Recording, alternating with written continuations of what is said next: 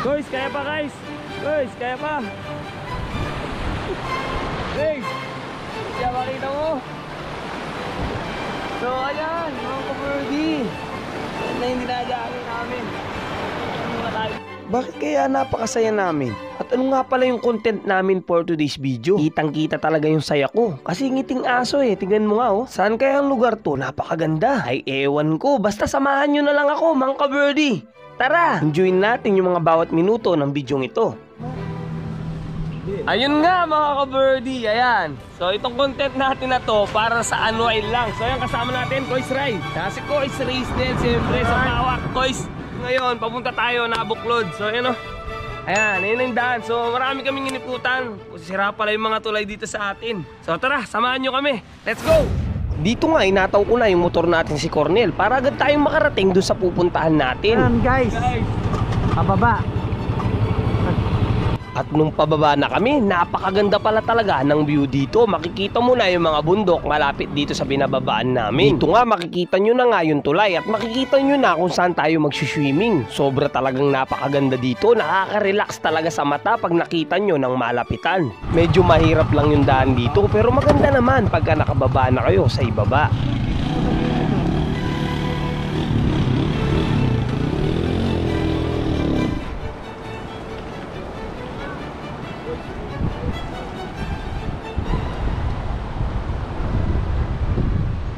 Pinadaanan kami.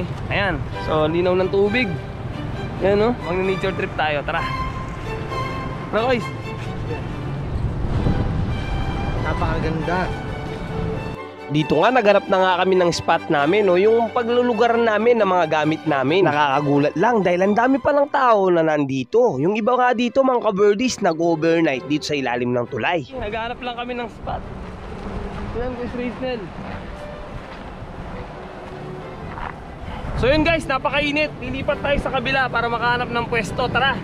At dahil nga mainit dun sa napili namin lugar, wala kaming nagawa kundi lumipat. At nang makahanap na kami, agad na naming itinayo yung tent namin. Dito kung napapansin nyo, sa ilalim din ng tulay yung napili namin. Dahil dito is di mainit. At mula sa ibaba, makikita yung ganda ng view at yung tent namin. Kaya maganda itong napili namin na posisyon. Siyempre kahit late na, kailangan magalmusal pa rin tayo. Kaya iniready ko na itong mga kakainin namin. Siyempre hindi pa kami nagalmusal. At nung kumulo na nga yung mainit na tubig natin, agad na nating binuho sa chocolate coffee natin.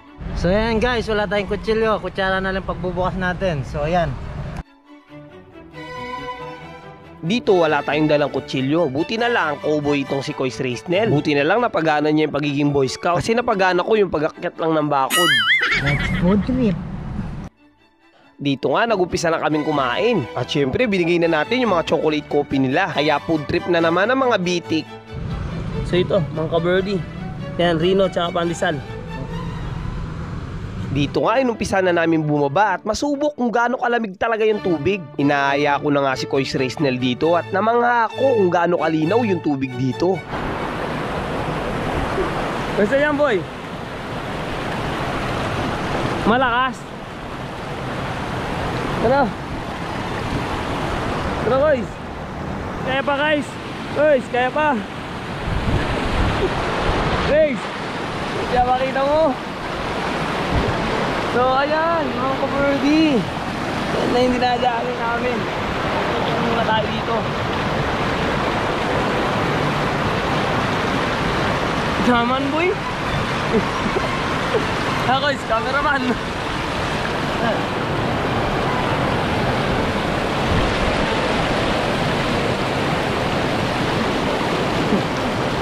Ayun na nga, lumusong na nga si Kois Raisnel. In-enjoy na namin yung tubig. Ang saya-saya namin dito dahil para kaming inihila papalayo nitong tubig. At kung tinatanong nyo naman yung isang kasama namin, abala naman siya sa pagtingin nitong mga nangunguryente. So meron palang mga isda dito. O diba mga ka-birdie, meron ka ng pagliguan, meron ka pang pangkain. Kaya itong si Kois Rai, takam na takam siya dito sa mga isda na huli nitong mga nangunguryente. Kaya ayun nga mga ka-birdie, dinaan niya na lang sa pasisid-sisid. Kaya sa pag-angat niya mga ka-birdie, makikita nyo dito yung labis na tuwa sa kanyang mga mata.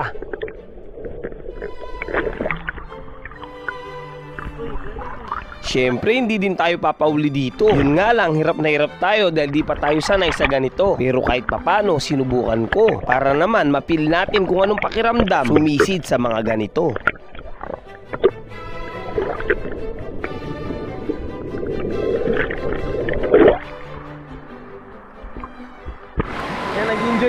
namin. So yun ang mga kasama namin. So shoutout sa kanila.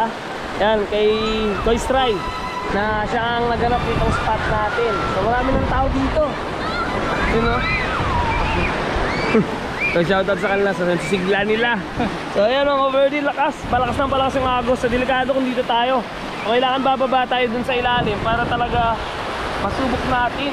Medyo masakit lang sa paa dahil mabato, naninibago dahil kasi lagi tayong nasa pool.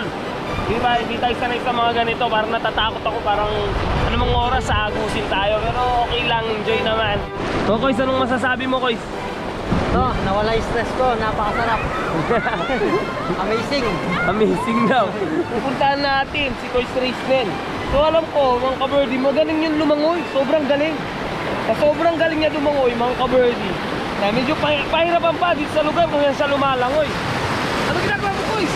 Nakakaba ko dito. Iba na alawit. Alawit.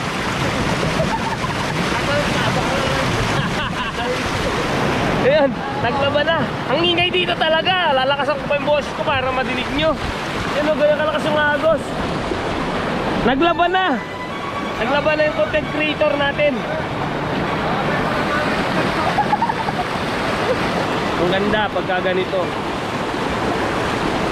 Sana laging ganito, yung laging refresh, di ba? So, tanggal stress sa mga trabaho natin, pagod. Kumusta, Koys? No, naka-enjoy. Amazing, baby. Pagkatapos ng harutan at kulitan namin mga ka-birdie, in-enjoy na namin yung tubig. Dito ginawa namin yung best namin. In-enjoy namin talaga hanggang sa magutom na kami. At pag-aon nga namin, iniready na namin yung paglulutuan. At ang babanatan pala natin ay ulo ng salmon. So sinigang na ulo ng salmon pala to. Tinimplahan na rin ni Koy Ray yung juice natin para masarap naman yung pagkain natin. At nang kumulo na nga mga ka-birdie, ito na, inanda na namin isa-isa yung mga kanin namin. Siyempre, di din natin makakalimutan na magpasalamat sa biyayang natanggap natin. Kaya ito na, babanatan na natin yung ulo ng salmon. Kain tayo, guys. Sarap ng ulam namin. At kung mayroong pambara, mayroon din pantulak. Kaya food trip na naman ng mga bitik.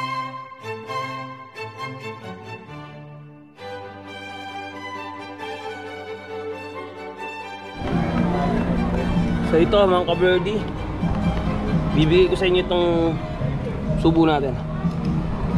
At nung napahinga na kami, agad na kaming bumalik kung saan kami naliligo. Napakasarap kasing magbabad dito. Bumaba na naman kami. So katatapos lang namin kumain. Yan, kasama ko pa rin. Yan mga tropa tips natin. Si Koy Ray at saka si Koy Raisnel. So marami din talang nag-ano dito yan, no? Napakarami din palang tao. Pinupuntahan din talaga ito.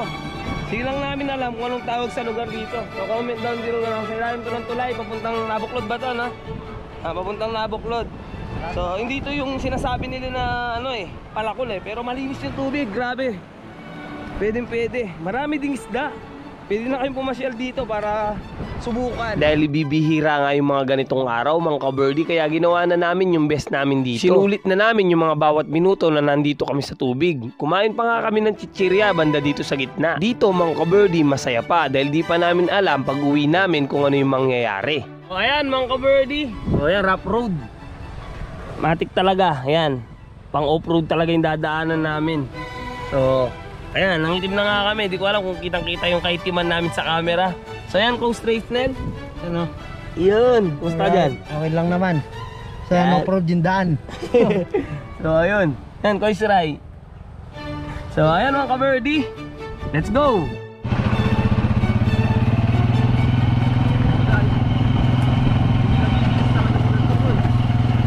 Kung nakikita nyo, matinding rough road talaga yung nadadaanan namin. Kumbaga, extreme talaga tong pinasok ni Cornel. Dumaan din kami sa parang tunnel. At dahil sa sobrang hirap, hindi din kami nakaligtas pati sa mga akyatan at mga pahon na may mabakubakong dahan. So yun mga ka-birdie, off-road!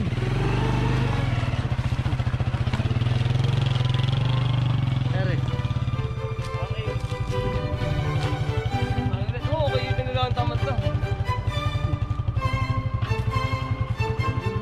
Pero alam nyo mga ka-birdie, kahit gaano kahirap yung daan, pag nakita nyo na yung mga ganda ng mga bundok, mapapaisip na lang kayo talaga na worth it naman pala pag-akyat dito dahil napakaganda ng view. Kaya nung nagutom ulit kami ay nag-decide na kami na magmerienda dito mismo. At ang merienda natin pala ay haplong. Pinasosyal lang naman natin yung tinapay na may hotdog. Kaya ayun na nga, inabot ko na isa-isa sa mga kasama natin dahil gutom na din nga kami. At yun na nga, in-enjoy na namin yung view at merienda namin. Kaya talaga pag napasyal ka dito, ito lang ang masasabi mo.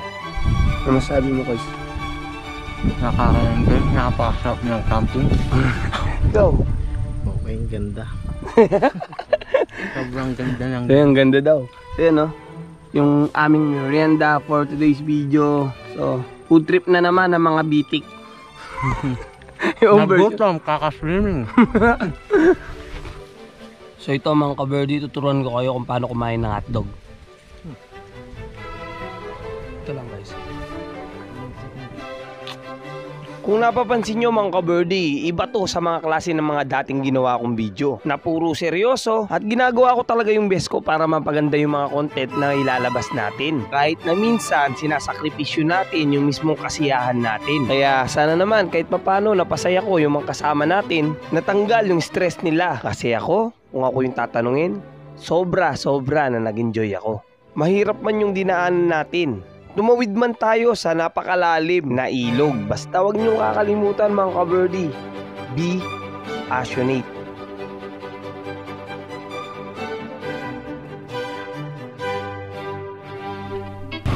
Kaya lumuding yung buto eh. Here we go now, Batman, scoop on the mic, mixing the mix on the road to steel. This is what I was fucking born to do. Let's go.